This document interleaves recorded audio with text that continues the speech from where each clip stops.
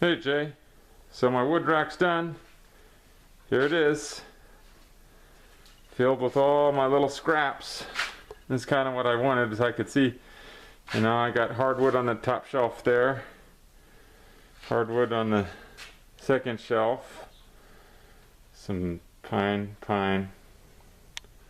hardwood on that shelf, 2x4s and some other stuff there. But I can kind of see what I got a little bit better, because before all these little scraps were in buckets, so I couldn't see what I had. And then I have longer pieces there, and cheap goods. It's hard to see in the dark corner, but it easily rolls. Then on my back, there's my track with my nice big gap there. But this is what the track, this all runs in. This little track here, you can see the it captures the saw so it can't fall out. Rides straight down and cut my piece square. And I got it so it's pretty accurate now. It's pretty good. And I worked on it the last 2 days. I was going to get this video out, but I was working on getting that so it's really square, and I'll show you what I cut with it, how square it looks. But it just barely clears, which I made. Here's a finger width about under my other thing, but tucks away fairly nicely.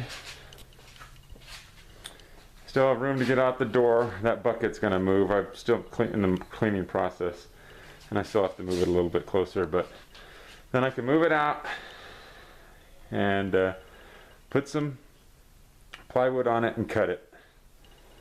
So let me show you the plywood. Sorry about that fast turn. I cut this,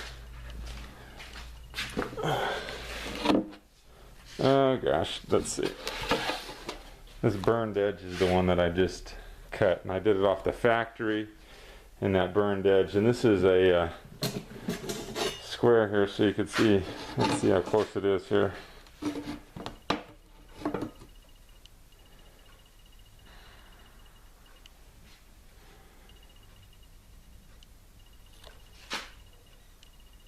That's right to it. It's a little bit, tiny little gap right there. I think that's the fluctuation in that little saw blade. I don't know if you can see that or not. Right there. But the rest is tight. And it did burn a little bit because I'm still getting used to it. I'm getting used to how the saw feeds. I have to feed the saw backwards, so it wants to run down the board on me. But that was what I did. I had and the edge isn't too bad either. I put a thin kerf 60-tooth blade on it, and that's the edge I get right off the saw. That's the back. I was drawing some lines on the back here to try to see. This is the factory edge. Just drawing some lines just to see if my square is square. So I was going back and forth. But so that's what I got. I'm pretty happy with it. It'd be nice for breaking down sheet goods. So now I wanted to show you a couple things. I have this set up in the drum sander mode. You're talking about having getting something parallel if you don't have a planer. So this is a setup, one setup you could have.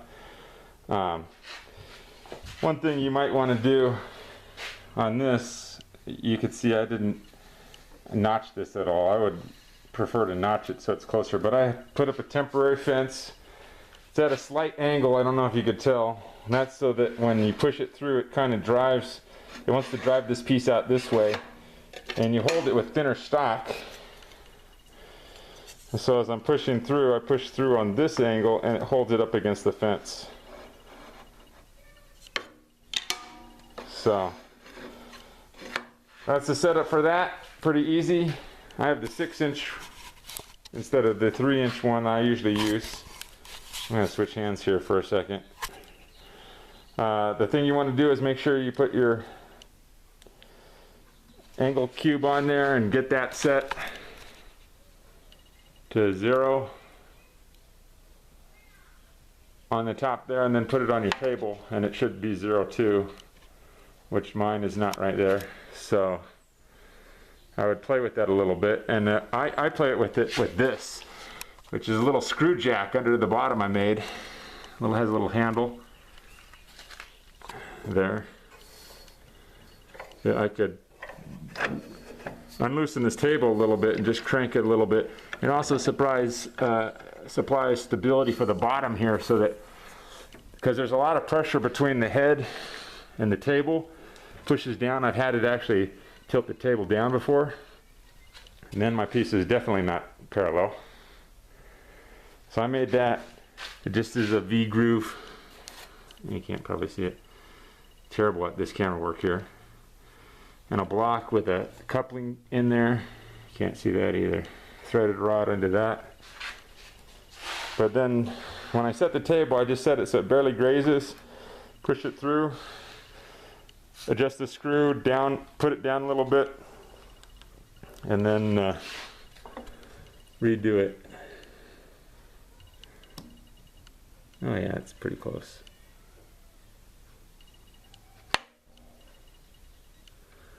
Yeah, okay, maybe I didn't zero that right. Anyway, that's one option. The other option is this. I got a little block of wood right here that I ran through the joiner, and I faced it on that bottom side, on this side right here. So that side's smooth, just like you would do on your joiner. Then I took it over to the router table, and I have in here a T-slot bit. My table's broken there. Thank you to the cats. Knocked it off the table when I had it loose. And basically what I did, that flat portion that I had, that flat side that I just jointed, is now down on the table. It's referencing on the table. So the distance between that and the top is going to be the same. So I ran it through, cut this edge off, flipped it, ran it through again, cut that edge off. Now I have these two edges here are perfectly, should be perfectly parallel to the bottom, because it's referenced off the bottom as I went through this. Then I take it over, and these are just sticks I just got out of the scrap bin. They're not good. In fact, that one, as you can see, is really bowed. I would never use that. But anyway, demonstration. You take double stick tape, stick them down to the table at a distance that's equal to your piece. It's hard to do this with one hand. There it is. Now this is the way you'd make these. You basically take a piece of 3/4 inch stock, run it over the joiner, take it to your table saw, cut it off, thin little strip.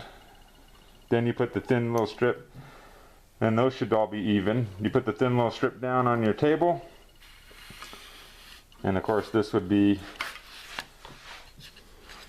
stuck with double stick tape. Really, if you're going to make it, you'd want a little end cap here where you're gluing the piece. You're gluing a little edge to the back of each piece, so there's no way it could move forward. And if you really want to make it, you'd probably do, you know, whatever the maximum width is for your table on one, and then adjustable piece on the bottom. But anyway, you move it forward, it slices off just a little bit. You probably still have some steps in there, depends on how deep the steps are you made. But when it slices that piece off, that piece is now parallel to the other side, because these edge pieces are parallel to the other side. And you can continue to run it through a few times, and it should be parallel. Let's check that actually and see real quick how close I am, since I just did that. Switch camera, or switch hands, hold on. You can hear the girls crying upstairs, so I'm going to have to go pretty soon.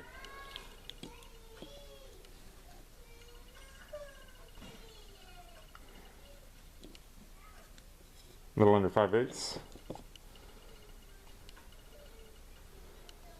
1, 2 under 5/8. A little under 5/8 there too. Actually, that's only 105/8, so it's about a 64th of an inch off.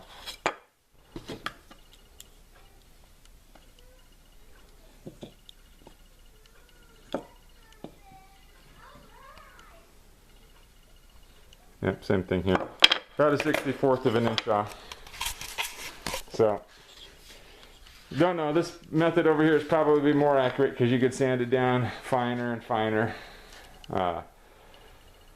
Just be sure you feed from the back side forward, because obviously it will take your work and fling it out like a torpedo at the other side if you don't. Well, I gotta go. I'll talk to you later. Love you. Bye.